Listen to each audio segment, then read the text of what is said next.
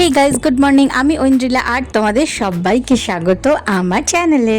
আচ্ছা, আমি এই প্রোটিন পাউডার বা নাটস পাউডারটা সবসময়ের জন্য বানিয়ে রাখি কোকোকে তার যে কোনো খাবারে মিশিয়ে খাওয়াই।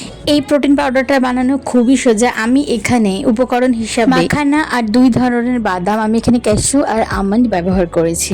এই 3টি উপকরণ ফার্স্টেই ড্রাই রোস্ট করে নেবো। ফার্স্টে দিয়েছি মাখানা, তারপরে ক্যাশু, তারপরে আমন্ড।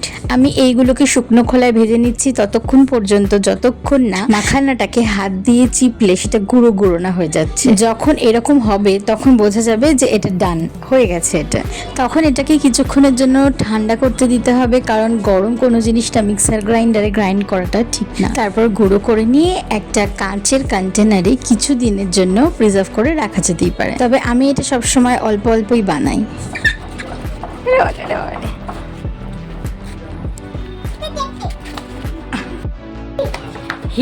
বাচ্চাদের দিনে একবার অন্তত বাইরে নিয়ে যাওয়াটা গুরুত্বপূর্ণ বলে আমরা সবসময়ের জন্যই মনে করি। তাই জন্য দিনে আমাদের সমস্ত ব্যস্ততাকে সাইড করে রেখে একটু সময় ওকে দিই। আমরা সময় কাটাই ওর সাথে বাইরের খোলা হওয়া পরিবেশে। কোকো, আমি, ওর বাবা, ভেলটু, আমরা এখানে সুন্দরভাবে একটা ফ্যামিলি টাইম কাটাই।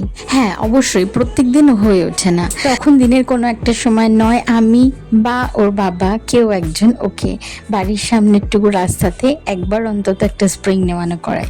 বাচ্চাদের এই ইন্টারাকশন হওয়াগুলো খুবই ভালো। এখন তো সব নিউক্লিয়ার ফ্যামিলি, খুব অল্প মানুষজন, একটা বদ্ধ পরিবেশের মধ্যেই বাচ্চারা বেড়ে ওঠে। তাই এইটুকু অন্তত আমাদের দেওয়া একটা কর্তব্যের মধ্যেই পড়ে।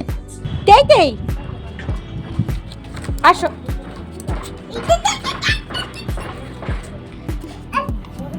ওটা তো বাবুর খেলনা।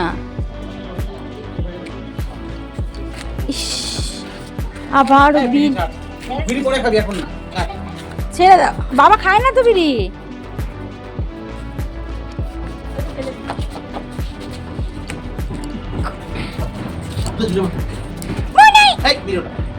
মনাই, কোথায় যাচ্ছ? আসো আসো আসো মা, ওই দেখ বাবু পালালো। চলো বাবা চলো, যা মনে হয় মেট্রোটা দেখে আয়।